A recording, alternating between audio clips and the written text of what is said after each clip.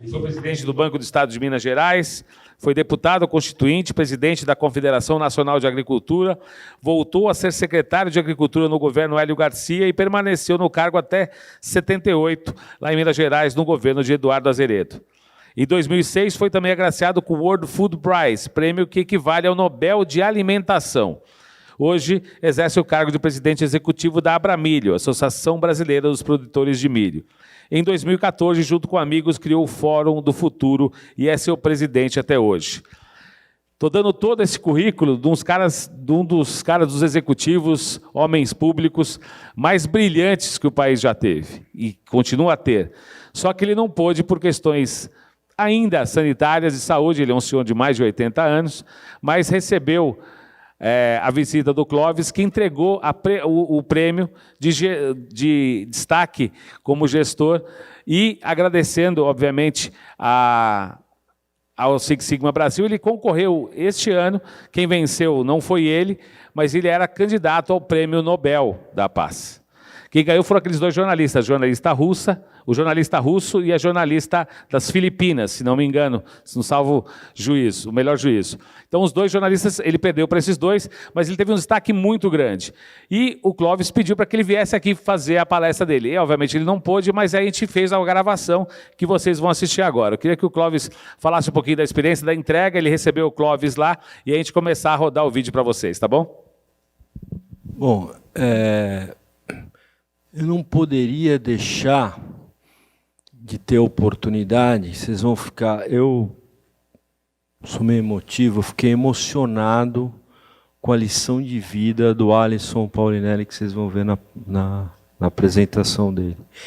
Ele percorre a história do agro brasileiro de uma forma extremamente estruturada, objetiva e assertiva. Então, quando surgiu essa oportunidade, ele falou, eu aceito palestrar para vocês. Eu quero, essas pessoas sêniores, eu quero que a turminha entenda esse mundo que é o agro, né? Aí o médico dele falou, olha, isso ainda não dá, tal. Eu falei, bom, se tem emissoras que fazem, o Sérgio é especialista, que eles chamam de falso ao vivo, né? Grava e põe. Falei, por que a gente não pode fazer um falso ao vivo? A gente vai, gravamos a apresentação dele, fizemos todo o processo de edição e a gente vai estar disponibilizando para eles. E aí eu tive a oportunidade, quando eu convidei ele, ele aceitou, aí eu falei, vou fazer mais um item. Pergunta para ele se ele me aceita receber na casa dele. Ele mora Lagoa Santa, é perto de Confins, lá em Minas Gerais. Aí ele falou, não, aceito. Cara, simples, aquele jeito mineiro, vamos tomar um cafezinho, um bolinho e tal.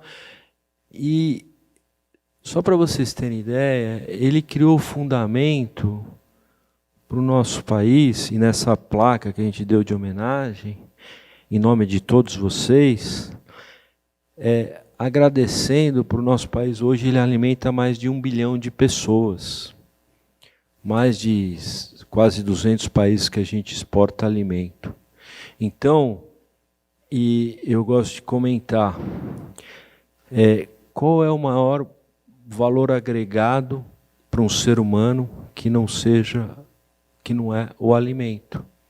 O alimento é o maior valor agregado. A gente sempre foi... não, o Brasil não exporta itens de valor agregado. Mas para de comer, você vê se não tem valor agregado o alimento.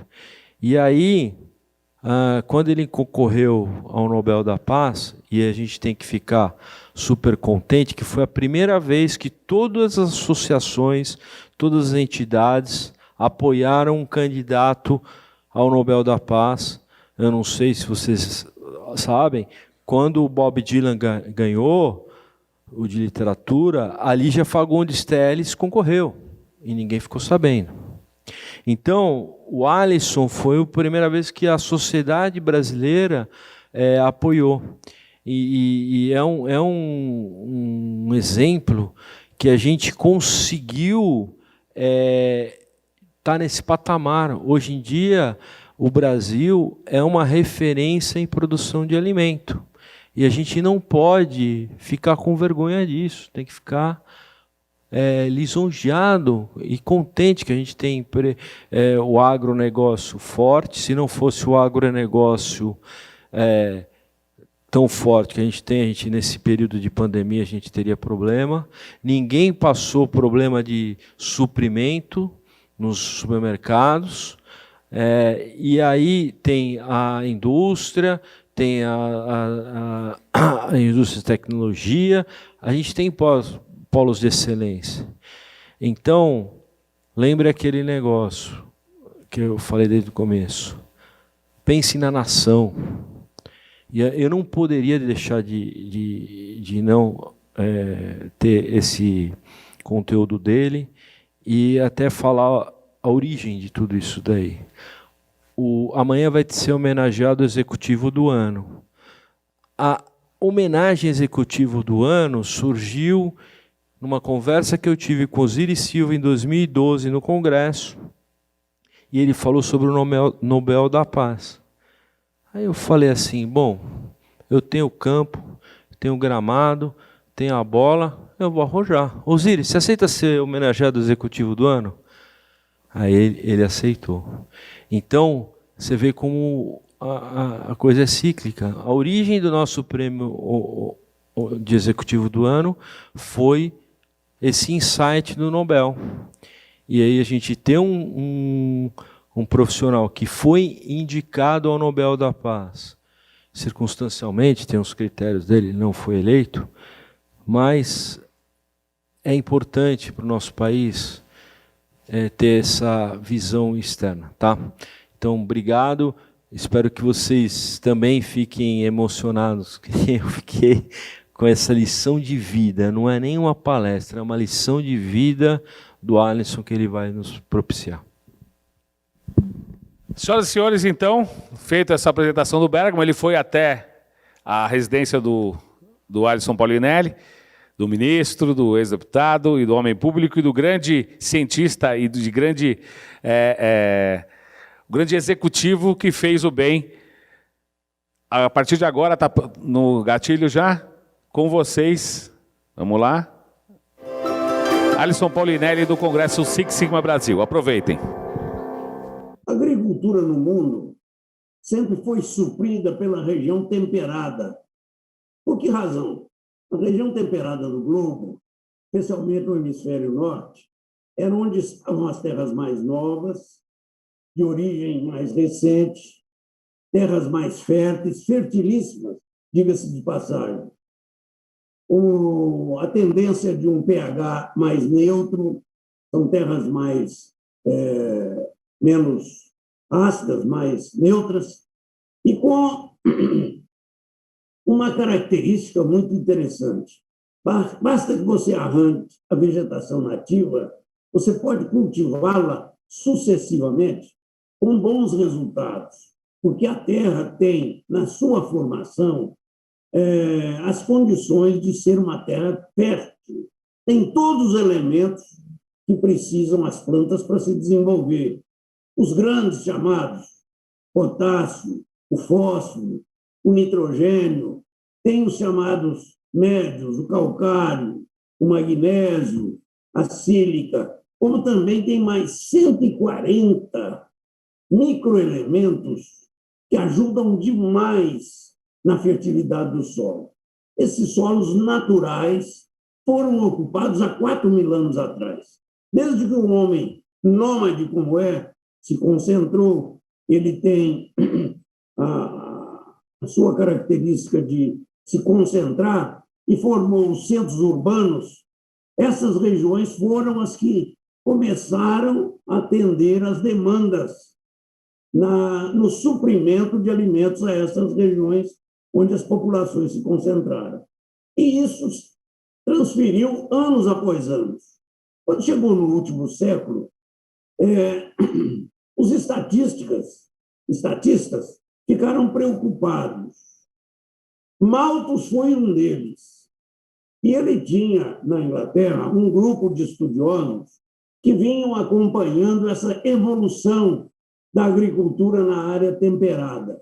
E começou a observar que, ao longo desses 4.000 anos, essa área foi sendo ocupada em algumas regiões de forma um pouco irresponsável. Eles desmatavam, limpavam a vegetação nativa, começavam a cultivar sem muito cuidado. E aí, então, havia um desgaste da terra, perdiam-se os elementos favoráveis e essa terra foi sendo cada vez mais degradada, chegando em algumas regiões a desertificar-se. Já em outras regiões, não. O agricultor foi mais prudente, procurou estudar e conhecer as condições fisiológicas da planta, como ele faria uma produtividade boa, o que precisaria ele manter no solo, e assim ele foi cuidadosamente preservando essas áreas e mantendo a sua capacidade produtiva mais ou menos intacta. Mas não foi genérico. Outra coisa que acontecia é que no mundo apareceram duas curvas antagônicas. Uma, a curva demográfica, era explosiva, ela era geométrica, e a outra, uma curva aritmética, que era a curva da oferta de alimentos. E Malthus e seus seguidores se preocuparam com o estudo que fizeram e verificaram que essas curvas fatalmente iriam se cruzar. Chamaram muito a atenção das autoridades, especialmente no período pós-guerra, a Primeira e a Segunda Guerra, que se desenvolveu na Europa e que deixou marcas terríveis. A Segunda Guerra, por exemplo, deixaram todas as cidades destruídas, os campos arrasados. Tanto assim que, quando o presidente americano ficou preocupado porque, na Segunda Guerra, o Japão não quis ceder e manteve a guerra. E o presidente americano, era o presidente Truman, ele ficou preocupado porque sabia da qualidade guerreira do povo japonês. E fez um apelo aos aliados da Europa que eles mantivessem unidos para que esta união permitisse que a guerra terminasse mais cedo, combatessem mais rápido os japoneses. Quem respondeu a ele foi Truman. Falou, olha, nós não podemos continuar na guerra por uma razão muito simples. Nós estamos com as cidades todas destruídas e os campos arrasados. Nós vamos passar fome. Quando falou em fome, era tudo que o Truman queria. Se o problema esse está resolvido, nós temos condições de abastecer todo o povo aliado. Vejam isso, 1945. Todo o povo aliado, durante 3 anos, sem precisar jogar uma semente no solo sequer. Tamanha é a reserva de alimentos que nós temos. Olha, a coisa não funcionou. O Churchill falou, não dá para continuarmos. Nós não temos condições de continuar. Você sabe o resultado qual foi. Os Estados Unidos ficou sozinho, resolveu dar aquela demonstração de força para que a guerra acabasse rápida. As 2 bombas de Nagasaki e Hiroshima fez com que o povo japonês se rendesse rapidamente. E assim a história terminou, mas não terminou bem, não. Entre 1945 e 1968, a curva demográfica continuava a crescer, a Europa se recuperou, a Alemanha se recuperou e tudo voltou ao normal, mas não voltava ao normal a curva de oferta dos alimentos. O que aconteceu? Eles tinham ocupado as últimas áreas ainda viáveis no hemisfério temperado, que era a planície central americana, que tem um espaço fabuloso é toda a planície central onde estão localizados o Canadá, os Estados Unidos e até parte do México. Os Estados Unidos acabou comprando a parte do México, ficou sozinho junto com o Canadá. E ali eles tiveram espaço suficiente para manter o mundo abastecido nestes, praticamente, vamos colocar os pingos nos is, 33 anos. Desculpa, 23 anos, de 45 a 1968. Quando chegou em 1968, houve um verdadeiro desastre. Nós que mexemos nessa área de alimento consideramos que foi uma bomba atômica que foi aplicada no mundo. O mundo sabia que não podia ter mais guerras, porque havia uma autodestruição. Mas, nesse caso do alimento, não. Em 1968, houve um desequilíbrio climático em quase todo o hemisfério temperado. Os Estados Unidos perdeu mais de 20% de sua safra. A Europa, mais de 30%. E a Ásia superpopulosa, perdia mais de 50%. E aí veio a grande bomba atômica. Os Estados Unidos vai a público informar que iria fazer pela primeira vez o primeiro embargo não político na exportação dos alimentos já negociados em bolsa. Gente, isso foi realmente um tumulto em todo o sistema de abastecimento. Vocês imaginam, os Estados Unidos vêm a público dizer, olha, já fizeram vários embargos políticos contra a Rússia, que era a grande guerra fria econômica que os Estados Unidos tinham. Mas agora não. Nós estamos fazendo um embargo não político porque os Estados Unidos da América do Norte só tem hoje, 1968, segundo semestre, em seus silos e armazéns, alimento apenas para o povo americano mais 6 meses no ano. Tempo suficiente para se plantar e colher a nova safra. Olha, isso aí foi realmente um tumulto que se fez. Eram as teorias de Malthus, que estavam provavelmente em seus relatórios, que ele mandava às grandes lideranças, já empoeirados lá nos seus armários. Correram atrás e verificaram que Malthus tinha razão. O mundo passava por um risco de fome muito grande. Os Estados Unidos da América do Norte passavam por um risco se eles não suspendessem a importação dos alimentos. Isso modificou completamente o quadro do abastecimento mundial. Todos passaram a preocupar com as teorias dos estatistas, especialmente o de Malthus e seus seguidores, e tentaram ver o que podia ser feito. Na realidade, foi um problema muito difícil. O primeiro deles eu vou explicar. A partir de 1968, com aquele aviso americano, a chamada bomba atômica que eu falei, do embargo não político, os alimentos dobraram de preço. E dobraram de preço e dificuldade em ser adquiridos no mercado mundial. Erraticamente, eles eram buscados em qualquer região do globo. Ali, normalmente, o problema era atingido de duas faces. O preço muito alto do alimento e o custo no frete marítimo. O frete marítimo, nessas ocasiões, pesa demais. Ele praticamente triplicava. Onde o frete não é constante, ele tem um valor muito mais alto.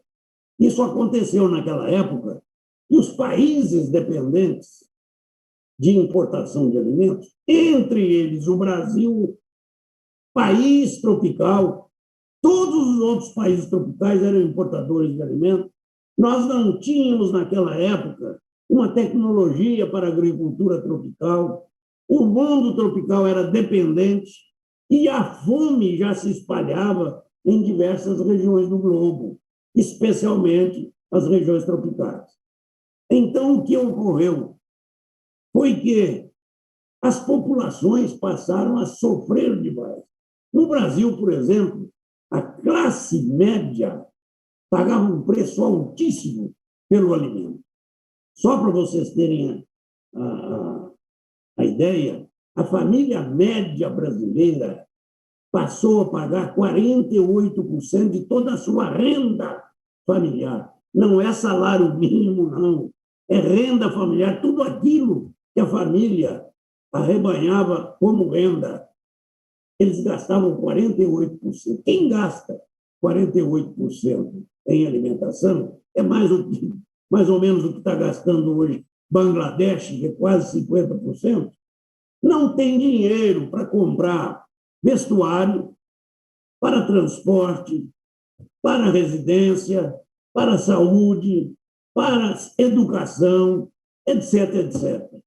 E a família brasileira que mudou para os grandes centros urbanos. O Brasil teve uma mobilidade muito grande entre 30 e 60.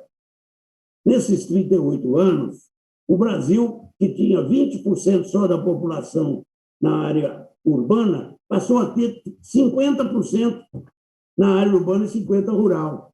E todo aquele 50% da área rural não era suficiente para abastecer os grandes centros consumidores que já se formavam em Rio, São Paulo, Belo Horizonte, Recife, Porto Alegre, etc., etc., etc. O Brasil começou a ter problemas seríssimos. Olha, essa situação só pode ser bem avaliada quando você imagina que, quase 10 anos depois, vem um outro problema ainda maior. Os árabes descobrem, em 1973, que se eles se organizassem, parassem de brigar entre eles e assumissem a responsabilidade de oferta mais disciplinada do petróleo, eles teriam um preço melhor. E isso aconteceu. No segundo semestre, cria-se a OPEP de 73. Cria-se a OPEP.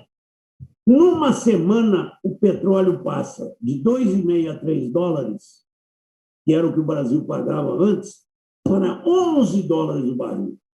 E não parou aí. 15, 19, 30, 50, 100 dólares eles romperam o limite de preço. Em países como o Brasil, naquela época, quando eu estou falando de 1970, a década 70, o Brasil importava 80% do petróleo que consumia. Não era só os 30% do alimento. Deixar de comprar alimento, nós não podíamos deixar. Ninguém vive sem alimento.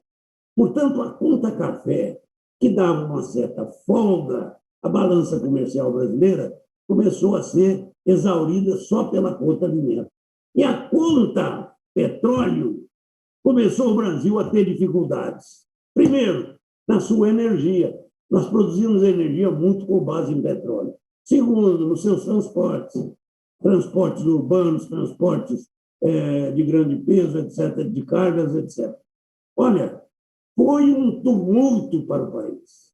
Qualquer economista que pegasse o quadro da balança comercial brasileira sabia que o Brasil não tinha fôlego para mais do que 4, 5, no máximo 6 anos. Começamos, então, uma peregrinação para ver como resolver o problema brasileiro. No mundo, não achamos nenhuma tecnologia que fosse capaz de atender a esta demanda brasileira. Teríamos de lançar, por conta própria, um trabalho para ocupar as áreas de menor fertilidade das regiões tropicais do globo. Nós sabíamos que essas regiões eram terras muito mais velhas, já altamente degradadas, por mais de 500 mil anos. O Cerrado, por exemplo, o Cerrado já foi fértil, mas tinha perdido toda a sua capacidade de fertilidade com a lixiviação, com o fogo que o índio aprendeu. Eu não sei se os senhores sabem que o Cerrado tem que ser queimado, ele não pode deixar de ser queimado. Se você deixar 2 anos de macega, no segundo ano, você não controla mais o fogo do Cerrado. E o índio descobriu isso muito rápido. E, para controlar, ele queimava todo ano. Quando veio o colonizador, já aí no ano 1700 ou coisa semelhante, ele começou a ver, olha, se serve para os animais silvestres, vai servir para os animais domésticos também.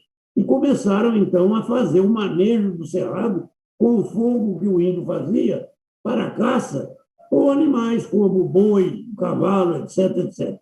Isso ainda degradou mais o cerrado, porque era um animal por 10 hectares, mas vinha o casco do animal, vitrificava aquele solo, a lixiviação foi maior, as chuvas torrenciais provocavam verdadeiros estragos do cerrado. E tudo isso dava uma demonstração que aquela não era uma terra viável. Mas nós não tínhamos outra solução. Já tínhamos estudado isso. Ainda como aluno, como professor que fui por 11 anos em Lavras, nossos colegas lá, todos eles muito interessados, discutíamos isso. Ouvimos muito o pessoal do IPEACO em Sete Lagoas, que já trabalhava nisso. Ouvimos demais e fomos lá conversar com os cientistas da Fundação Rockefeller no International Research Institute, em São Paulo, lá esqueci o nome da cidade, mas não tem importância, lá em São Paulo, e todos eles davam indicação de que o cerrado poderia ser usado. Poderia, mas tinham muitas exigências. Fomos visitar a região de Sorocaba, ali em São Paulo, verificamos que aquilo ali tinha sido um cerradão. Já animamos, porque vimos que aquela região estava sendo recuperada com a cana e outros trabalhos. Portanto, tivemos de tomar uma decisão.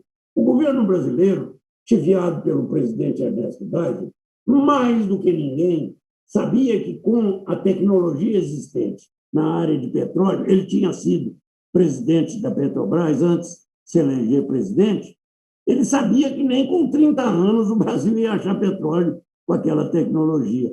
Tanto assim que ele foi quem criou os institutos dentro da Petrobras para novos estudos, para avaliações novas, tanto da Petrobras quanto da Universidade Fluminense, do Rio de Janeiro e outras, que formando ali um núcleo cientista de alto nível, conseguiram, 30, 40 anos depois, descobrir o pré-sal. Mas antes não tinha condição, ele sabia disso.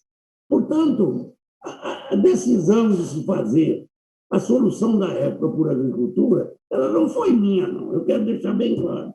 Ela foi a alternativa única que tinha o governo para não deixar o Brasil morrer de fome. Nós tínhamos de achar uma solução. E essa solução,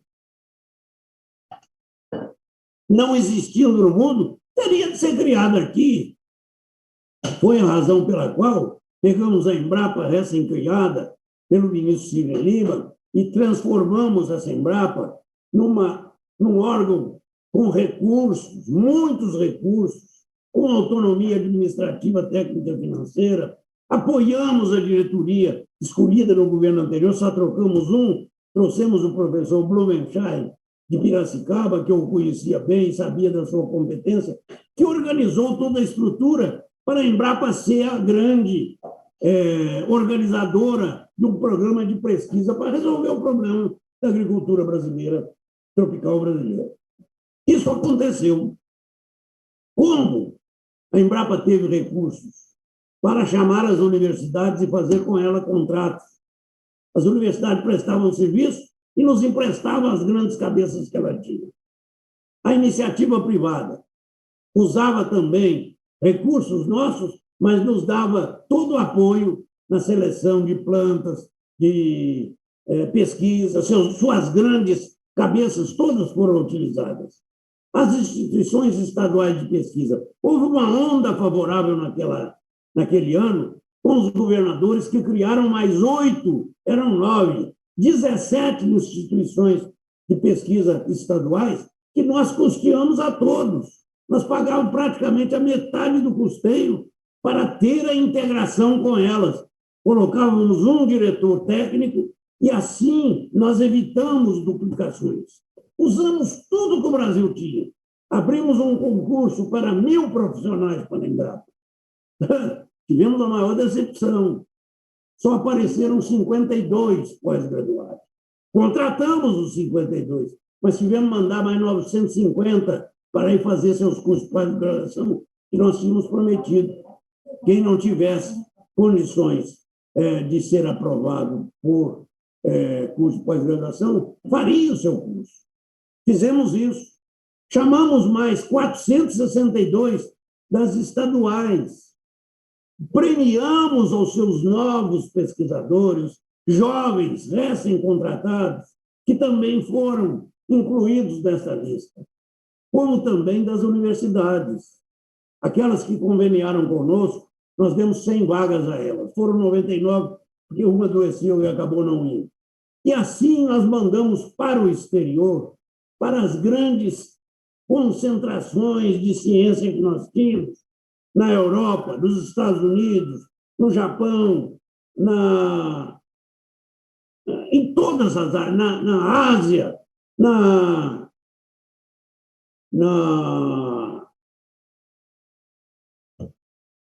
faltou uma área aí que...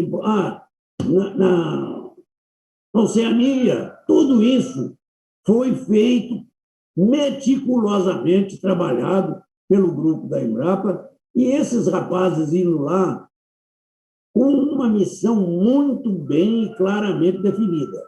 Vocês vão lá conhecer a ciência no mais alto grau que ela tiver. Mas, olha, tecnologia e inovação é no Cerrado brasileiro, no bioma do Cerrado brasileiro.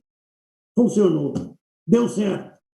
Além disso, tivemos autorização para criar também a Embrater.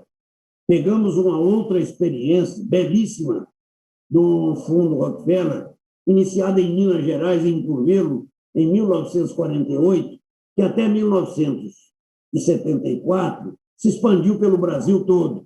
Era a chamada ABICAR, Associação Brasileira de Assistência Técnica e Extensão Rural. Em Minas Gerais chamava ACAR Minas Gerais. Cada estado tinha o nome do estado.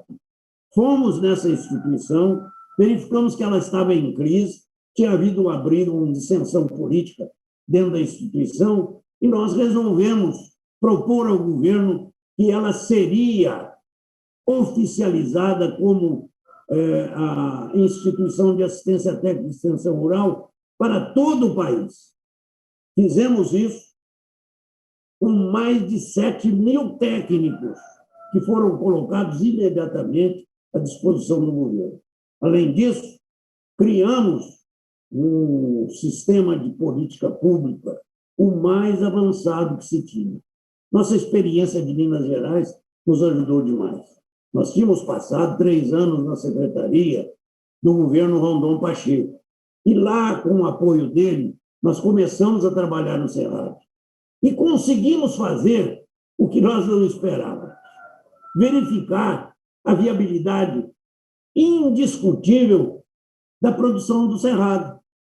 No 2º e 3º ano, o Cerrado já começava a dar resultados altamente positivos.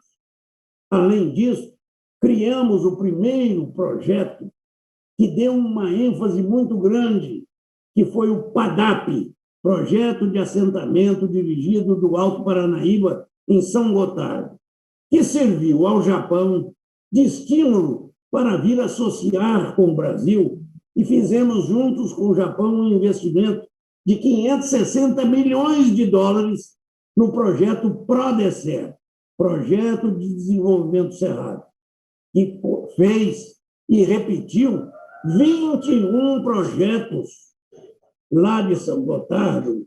O Exemplo Mineiro ficou lá como modelo no Brasil inteiro. E esses projetos revolucionaram as áreas vazias do Cerrado, que se transformaram nas mais produtivas. Além disso, o presidente Geisel não sonegou recursos, nem a Embrapa, nem a Embrater, e muito menos ao nosso programa de política pública. Permitiu que nós criássemos, com base nos estudos de Minas Gerais, acompanhados pelo IPEA do governo federal, pela nossa secretaria, cujos resultados eram palpáveis. Gasta-se por hectare, na recuperação do Cerrado, $1.000 por hectare. Fizemos as contas ao inverso. O Brasil, para ser autossuficiente, tem que ter uma produção no mínima de 3 milhões de hectares de cerrado produzindo, como já estava Minas Gerais. Ô, gente, isso deu um investimento que nós chamamos de Polo Centro, no valor de 3 bilhões de dólares equivalentes na época. Eu não vou nem falar a moeda, porque vocês não vão ter ideia do que era. Mas vamos falar em 3 bilhões de dólares, vocês já vão saber o que era. Hoje, para se recuperar um hectare de cerrado, está se gastando 2,5 milhões de dólares. Portanto, seria 2,5 vezes maior. Mas naquela época deu. E deu certo. O melhor foi isso, porque o dinheiro foi meticulosamente estabelecido para que o produtor tivesse condições de realizar a mudança que nós precisávamos que ele fizesse. Deixasse de ser apenas um produtor sem nenhuma capacidade, fazendo uma agricultura incapaz, sem produção, sem produtividade. Ele teve de mudar muita coisa, calcarear o solo, fazer uma mudança física, uma mudança química, fazer uma mudança biológica no solo. E ele fez isso com precisão. Ele tinha todos os recursos na hora e no momento que ele precisava. A cerca, a estrada vicinal, a energia elétrica, a telefonia, a infraestrutura da fazenda, máquinas, insumos, tudo chegava na hora certa e ele bastava apenas tomar a decisão, porque ele tinha assistência técnica da Embrater. Ele tinha assistência creditícia que não permitia que esse dinheiro fosse desviado. Não tivemos problemas. A coisa funcionou corretamente. E o que é principal? Tivemos, sim, surpresas muito agradáveis. No primeiro ano, o homem fazia a limpeza, corrigia o solo, fazia toda a reposição química que o solo não tinha, como eu falei, o fósforo, o potássio, o nitrogênio e mais 143 microelementos que a gente já trabalhava naquela época, e o cerrado começava a apresentar aquela nuance de ser capaz de produzir, e produzir bem. A partir do primeiro ano, o homem conseguia começar a mudar biologicamente esse solo. Aí foi a grande diferença. Ele parou de queimar o solo, ele parou de fazer plantio com arações, ele só fez a primeira, às vezes até com subsolar, e até mais, às vezes até com máquinas para romper camadas impermeáveis, rasas, para que o solo fosse recomposto fisicamente, para que o solo fosse recomposto quimicamente. Ele pagou com os empréstimos os elementos que ele precisava. E no biológico ele fez correto. Não arou, não gradeou, começou a fazer plantio direto, começou a aproveitar todos os restos culturais, evitou que o solo ficasse exposto ao sol, e assim sucessivamente, nós espantosamente começamos a verificar que a partir do terceiro, quarto ano, o cerrado realmente já começava a dar respostas afirmativas no nosso grande problema brasileiro. Começamos a buscar a autossuficiência. E olha, foi espantoso, porque houve um fato interessantíssimo. Começaram a aparecer logo em seguida as tecnologias mais evoluídas para se trabalhar os solos tropicais. Esses solos tropicais foram manejados de maneira mais adequada. A recuperação quase que instantânea desse cerrado deu ao Brasil um fato inédito. Nós trabalhávamos o solo aqui, não era 6 meses no ano, como era a região temperada lá do hemisfério norte. Aqui nós trabalhávamos 12 meses no ano. Fazíamos 3 safras com irrigação, fazíamos o uso durante 12 meses com a integração lavoura, pecuária e floresta, ou seja, 4 culturas numa mesma área de uma só vez. Essa foi a grande revolução que o Brasil fez. Criou-se a agricultura tropical sustentável. Esta foi a diferença. E aí começou o Brasil a produzir em massa. O nosso produto tinha melhor qualidade. Veja o que eu vou dizer. Era de melhor qualidade, ótimo. Tinha menor preço, melhor ainda. E aparecia no mercado o ano inteiro. Você tinha a janela do mercado sempre aberta para nós. E nós entramos nesse mercado. E a partir de 80 o Brasil dispara na conquista desse mercado por essas razões que eu acabo de explicar. Nós descobrimos que essa agricultura tropical era mais eficiente do que a agricultura temperada, cuja origem da terra era muito melhor. Aqui não. O produtor de cerrado, se ele bobeasse, ele perdia tudo que ele tinha feito antes. Ele tratou de ser disciplinado. Ele evitou degradar o seu solo. Ele evitou perder a fertilidade do seu solo, que ela tinha custado dinheiro a ele. Isso não aconteceu lá, não. Mas perderam porque não custou nada. E olha, e com isso nós ganhamos as vantagens comparativas que hoje nós temos. O Brasil deixa de ser importador e passa a ser o grande exportador de alimentos que o mundo tem hoje. Mais do que isso, os organismos internacionais sabem que o mundo vai crescer em população até 2050.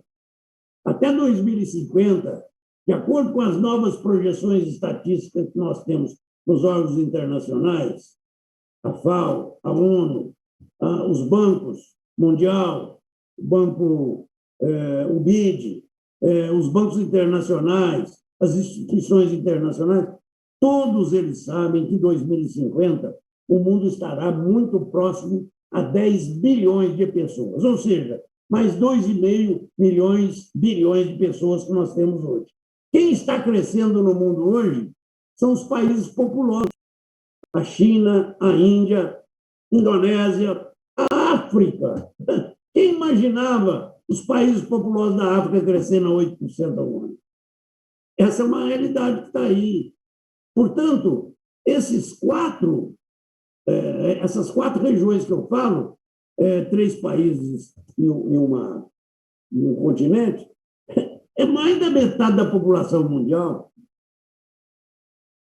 Esses 2,5 bilhões de pessoas que vêm a mais vão ter muito mais dinheiro, recursos, renda, isso aqui é importante, para comprar alimentos. E quem tem maior renda, primeira coisa que quer é alimentar melhor. O mundo já sabe que se nós ofertarmos só 40% ou 20% a mais do que estamos ofertando hoje, o mundo vai ter fome.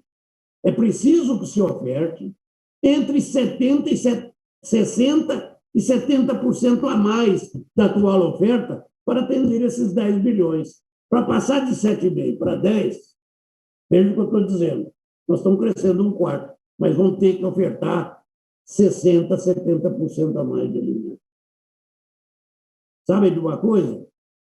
Essas instituições internacionais já estudaram e sabem que o Brasil é o único país do mundo que é capaz de fazer essa proeza. Os Estados Unidos já confessou que ele não tem como crescer 20% mais do que isso. A Europa sabe que não cresce nem de 20%. A Ásia está limitada também, se crescer 23% ou 22%. E o resto? É o Brasil que tem que crescer. nós vamos ter que crescer, nestes próximos 30 anos, o equivalente a 2,4 vezes o que produzimos hoje. Se nós produzimos esse ano passado cerca de 2.600.000 toneladas, desculpa, 2.500.000 toneladas, nós vamos ter que produzir em 2050 um mínimo de 620 milhões de toneladas. Absolutamente certo nós estamos. Não há problema para isso. Não há necessidade, aí eu vou chamar a atenção, de se aumentar 1 hectare na área já antropizada. O que eu chamo de área antropizada? É o cerrado que nós já usamos. Nós não vamos acabar com o cerrado brasileiro, não. Vai ser mantido todo o bioma cerrado. 54% dele ainda é vegetação nativa. Nós só usamos 46% até agora e não precisamos aumentar. Só a recuperação daquelas áreas de pastagem que não foram feitas pelo efeito do governo, mas sim por uma indução indireta do efeito do governo daqueles produtores que viram, olha, o meu vizinho está fazendo assim, está dando certo. Começou a fazer, mas não completou. E agora nós queremos recuperar essas pastagens que estão degradadas, colocá-las em produção e garantir ao mundo que não vai faltar alimento. O Brasil está classificado hoje como produtor de alimento, o único que será capaz de evitar que o mundo passe fome. Nós temos condições de garantir a alimentação dessas 10 bilhões de pessoas, evidente que parte delas, que nos cabe, com tranquilidade, sem nenhum desassossego. Esta é, sem dúvida, aquela mensagem que o Brasil está dando hoje a um mundo que está preocupado com isso. Todos no mundo sabem que quando falta alimento, você vê as brigas, as guerras, você não tem mais paz. Estamos preocupados com o que está acontecendo no mundo, sim, hoje. A fome, a miséria, está se lastrando no hemisfério tropical do globo, onde o Brasil já pode oferecer a tecnologia que ali existe. O Brasil está em condições de fazer isso sozinho? Não está. Todo brasileiro sabe que nós estamos numa fase muito difícil. Não é só a fase política, que ninguém se encontra, um desencontro, uma juventude revoltada porque a safadeza, o roubo, a ladruagem passou pelo Brasil e arrebentou nossa economia. Não é só isso, não. É o fenômeno de que nós teremos de dar a tranquilidade ao mundo pela paz, com alimento. Quem tem fome é miserável, briga, todo mundo briga e ninguém tem razão, se onde falta pão, é isso que acontece. E a guerra está prosperando no mundo. Não pensem que essas guerras que nós estamos ouvindo hoje, ainda está em todos os jornais, o Talibã venceu, isso é venda de arma, né? Parecia que era venda de arma. Não é não, gente. Isso aí é fome e a miséria. Olha o povo fugindo de lá. Por quê? Eles sabem que vão piorar. Então, podem ter certeza que nós temos hoje uma carta na mão importantíssima, não para ser negociada com custo de moeda, mas negociada na busca pela paz, pela harmonia, pela tranquilidade. É que todos possam produzir. Eu fico muito preocupado. Quanto está gastando a Europa hoje para evitar as correntes migratórias da África para lá? A África quase toda vai para a Europa. Atravessa o mar Mediterrâneo, está na Europa. Quanto está custando os países europeus para conter essa imigração? Quanto gastou o seu Trump para fazer um muro do México. Dizem 2 trilhões de dólares. Está resolvendo alguma coisa? Eu não sei, eu tenho lido muito e não está resolvendo nada. O novo presidente está lá, encurralado, não sabe como resolver o problema. Gente, vamos ser realistas. O Brasil tem a tecnologia, mas não pode sozinho arcar com isso. Não seria muito mais lógico que esses países, ao invés de combater o mal pelas suas consequências, combatessem o mal pelas suas origens? Qual é a origem das grandes correntes migratórias? É a fome, é a miséria, é a guerra. Não seria mais fácil que, ao invés de gastar trilhões, como estão gastando, para conter essas imigrações, para fazer muros ou o que quer que seja, se investisse um pouco, como investiu o Brasil seriamente e sabe dar exemplo de como fazer, numa política pública para essas regiões onde estão exigindo fome e miséria?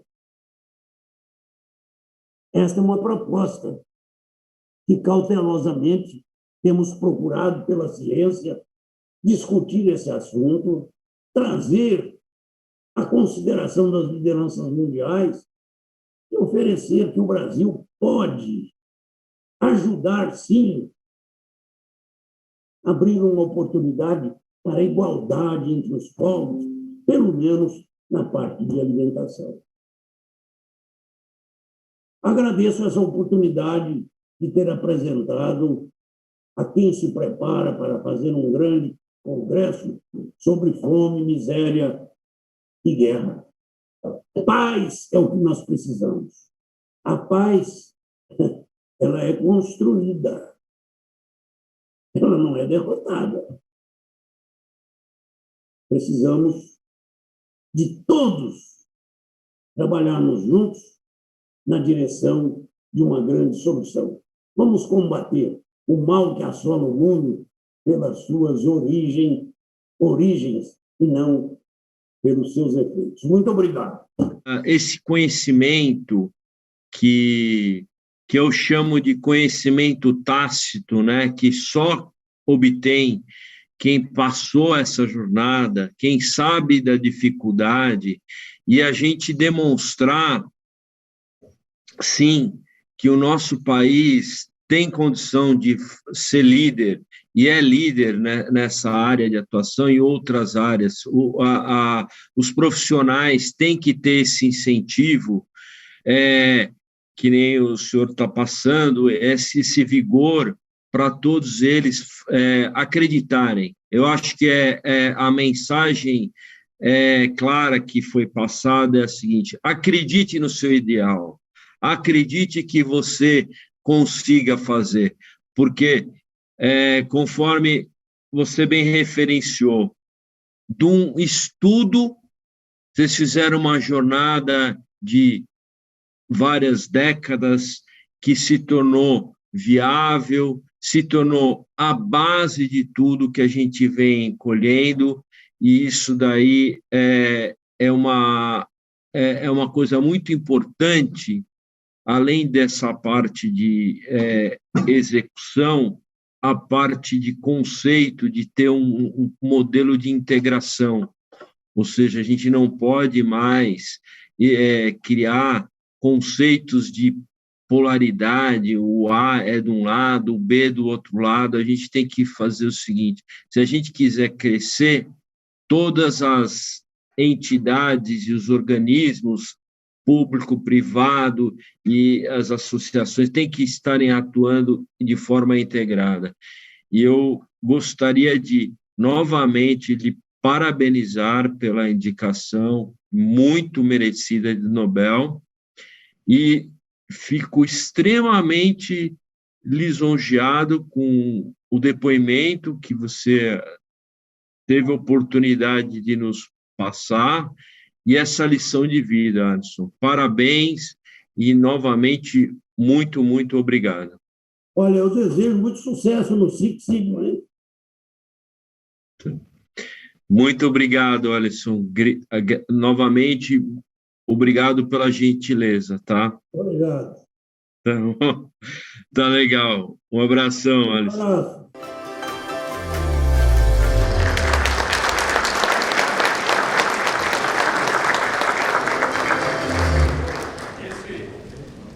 Agora? Agora sim. E esse foi o depoimento de um grande brasileiro que, infelizmente, não foi o vitorioso do Prêmio Nobel de 2021. Como eu já disse, foram 2 jornalistas, a jornalista filipina e o jornalista russo, mas fomos muito bem representados e conhecemos uma história. Eu que nasci no final da década de 60, não sabia que o Brasil passou tanto perrengue com relação à questão alimentar, ou seja, a gente gastava quase 50% do... Né, eu sou da classe média baixa, a gente conseguir chegar com a comida na mesa. Ou seja, então a miséria é o grande flagelo do planeta que a gente tem que cada vez mais combater. Um grande brasileiro chegou e fez a Embrapa, fez tudo isso. Parabéns, Clóvis, pela tua iniciativa de trazer um cara e um depoimento tão bacana para executivos que estão buscando, obviamente, que a melhoria da economia aconteça e a gente pense um pouquinho mais no próximo, e essa questão da fome é muito importante. Bem, os recados paroquiais, antes da gente passar para a próxima palestra, a última palestra da manhã de hoje. Temos agora 3 livros. Tem livro aqui, onde essas duas, a médica está conversando com a sua colega. Ali próximo tem, dá uma olhadinha embaixo do seu banco. Você também, dá uma olhadinha. E você, acho que dá uma olhadinha aqui para o próximo do seu banco. E ali no fundo, ali, ó, tem, onde estão mexendo, tem o modelo híbrido, tem um vale modelo híbrido. Tem que procurar bem no banco, mas está aí, com certeza. Está por aí, achou? Acho que está onde está a bolsa, eu acho, hein? Não é não? Achou? Achou, muito bem. Como é que é o seu nome? Guilherme, parabéns. Acharam o bendito do vale, do modelo híbrido? Achou? Deixa eu perguntar para ela o seu nome. Mara. Só passar ali no estande da Brasprot e retirar o modelo híbrido. Aqui a foto. Gente, ó, antes da gente partir, todo mundo já achou? Tem um modelo híbrido por ali, hein? O Clóvis Bergamo Filho, nosso CEO da Six Sigma Brasil Gestão Empresarial, entregando a placa de homenagem ao Alisson Paulinelli. Uma salva de palmas para o Clóvis, que teve essa iniciativa tão bacana. Valeu, Clóvis.